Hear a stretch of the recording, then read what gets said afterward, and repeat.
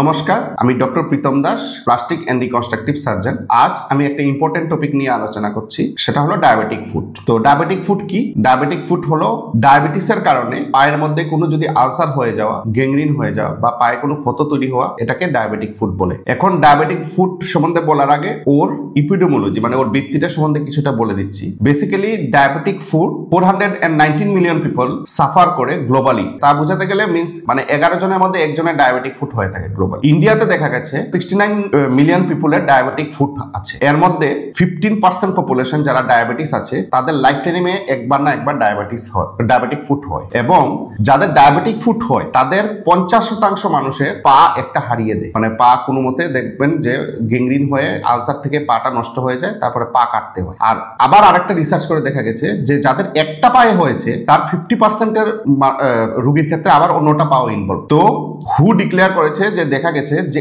Every 30 second মানে প্রত্যেক 30 সেকেন্ডে একজন মানুষ তার পা হারা ডায়াবেটিসের কারণে মানে ডায়াবেটিক ফুটের জন্য। এবং এটা দেখা গেছে যে 22 টাইমস হায়ার দেন দা ট্রমা কেসেস, মানে অ্যাক্সিডেন্টের কারণে যে পা নষ্ট হয় তার থেকে 22 গুণ বেশি। তো এই আমি আপনাদের ডায়াবেটিক ফুট সম্বন্ধে এপিডেমিওলজি সম্বন্ধে বললাম, কিন্তু এই ডায়াবেটিক ফুটটাকে প্রিভেন্ট করা যায় যদি আর্লি ডিটেকশন করা যায় এবং আর্লি ইন্টারভেনশন করা যায়। তো দেখা গেল যে পায়ের মধ্যে একটা ছোট্ট ক্ষত হয়েছে, যেটাকে আমরা হঠাৎ করে মনে করে শালগোড়ার মতো একটা হয়েছে, পায়ে জানি কি হয়েছে, শালগোড়া হয়েছে। তারপরে নিকটবর্তী একটা ফার্মেসিতে গেলেন, গিয়ে ওষুধ খেলেন, দেখলেন কমলো না। তারপরে কুয়াকের কাছে গেল, ওষুধ খেলো, কমলো না। তারপরে কিছুদিন পরে হোমিওপ্যাথিক ডক্টরের কাছে হোমিওপ্যাথিক ওষুধ খাওয়া হলো, কমলো না। তারপর আরো 2-3 জন ডক্টর দেখালাম, কমলো না। এর থেকে আস্তে আস্তে কোন থেকে আলসার হলো, পা গ্যাংগ্রিন হলো, পাটা নষ্ট হয়ে গেল। তো এরকম হয়।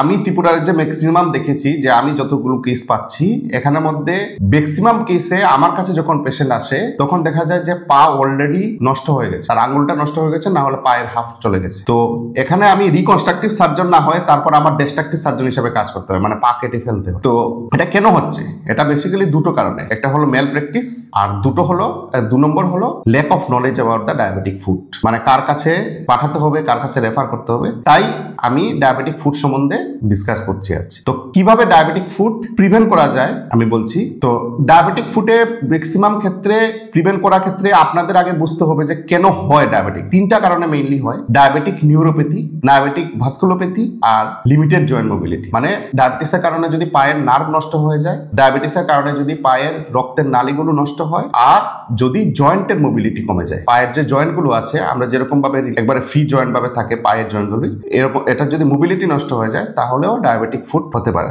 তো এইগুলো প্রিভেন্ট করতে হলে প্রথমেই যে জিনিসটা হলো কন্ট্রোল সুগার লেভেল। সুগারকে কন্ট্রোল করতে হবে। সুগার কন্ট্রোল করার জন্য এটা প্লাস্টিক সার্জনের পার্ট নয়, এটা মেডিসিন ফিজিশিয়ান বা এন্ডোক্রিনোলজিস্ট ট্রিটমেন্ট করেন। তারপর ডায়াবেটিক নিউরোপ্যাথি হলে নিউরোপ্যাথি ট্রিটমেন্ট করতে হবে।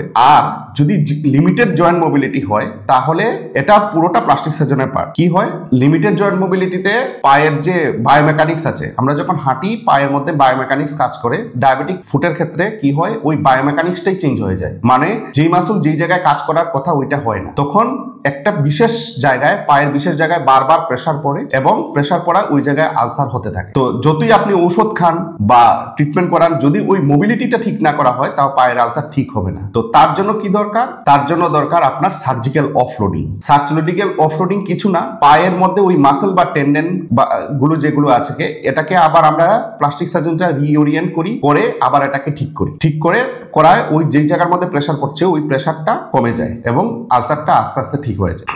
এটা জিনিস। তাছাড়া অন্যান্য জিনিস হলো, যদি নিউরোপ্যাথি থাকে তাহলে নিউরোপ্যাথি ট্রিটমেন্ট করতে হবে। আরেকটা জিনিস সবসময় মনে রাখা দরকার, যে ডায়াবেটিক ফুট যদি প্রিভেন্ট করতে হয় তাহলে যতটুকু পারেন যে সক্স ইউজ করা এবং জুতো পরে চলা। কারণ ডায়াবেটিক নিউরোপ্যাথি হলে পায়ের মধ্যে সেন্সেশন কমে যাবে। সেন্সেশন কমলে পরে আপনি বুঝবেন না কোন সময় ইনজুরি হয়ে গেছে, এখান থেকে আলসার হয়ে তারপর গ্যাংগ্রিন হয়ে গেছে। তো এটাই পার্ট। তো মেইনলি সার্জিক্যাল অফলোডিংটা প্লাস্টিক সার্জারির পার্ট, নিউরোপ্যাথিও আমাদেরই পার্ট, কারণ জয়েন্ট মোবিলিটি এবং নিউরোপ্যাথি দুটো রিলেটেড। তো এটা করা হয়। আরেকটা জিনিস আছে ভাস্কুলোপ্যাথি। যদি ডায়াবেটিক পেশেন্টের যদি ভেসেলের মধ্যে অ্যাটাক হয়, মানে পায়ের রক্তের নালীর মধ্যে যদি কোনো অ্যাটাক হয়, বন্ধ হয়ে যায়, রক্তের নালী যদি বন্ধ হয়ে যায় তো পায়ে খাবার পায় না। তো খাবার না পেলে পায়ের মধ্যে কোনো ইনফেকশন হলে পায়ের ওই ক্ষতটা ঠিক হতে চায় না। তো তার জন্য এর জন্য ইন্টারভেনশন রেডিওলজিস্ট বা কার্ডিওলজিস্ট অথবা ভাস্কুলার সার্জন তাদের ওপিনিয়ন নেওয়া উচিত। তারা এটার ইন্টারভেনশন করে ওই রক্তের নালীটাকে খুলে দেয়। কিন্তু যদি আপনার পাকে ঠিক রাখতে হয় হয় তাহলে জয়েন্ট মোবিলিটি যদি না ঠিক হয় তাহলে ওই আলসারটা থেকেই যাবে। তো ম্যাক্সিমাম পার্ট হচ্ছে জয়েন্ট মোবিলিটির জন্য। এগুলো হলো আপনাদের ডায়াবেটিকের মানে প্রিভেনশনের অনেকগুলো পদ্ধতি। Thank you, by.